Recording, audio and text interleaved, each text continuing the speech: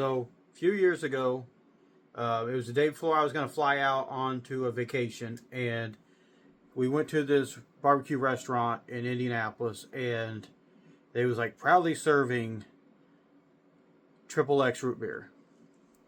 So I was like, cool, let me try that. And I drank it, and it was good, good root beer. I liked it. And then a few years later, ironically, as I was driving home from the airport from being on vacation, went to a store that's not on our normal path home, and there was like a big old sign saying we have Triple X root beer. I'm like, oh, try it. And I took it home and I drank it, and I was like, man, this is not as good as I remember. So that leads us to today. Triple X root beer on the root beer report, root beer review.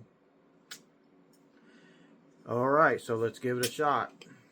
Let's see if it makes a comeback.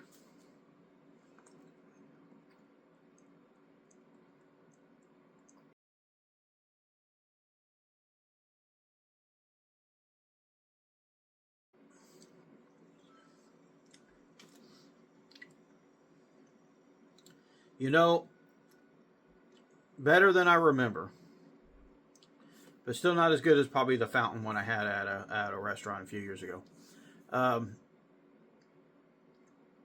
gonna say a 7.2. So not as good as A&W. Okay, so it doesn't have quite the bite I want. It's not quite as sweet as I want, and it's not quite as foamy as I want. Not that that's a big deal to me. The foamy parts or the creamy parts, not necessarily. It just kind of just doesn't hit quite the mark of like some of the ones I had in different things. Not that I enjoy it. Not that I don't enjoy it.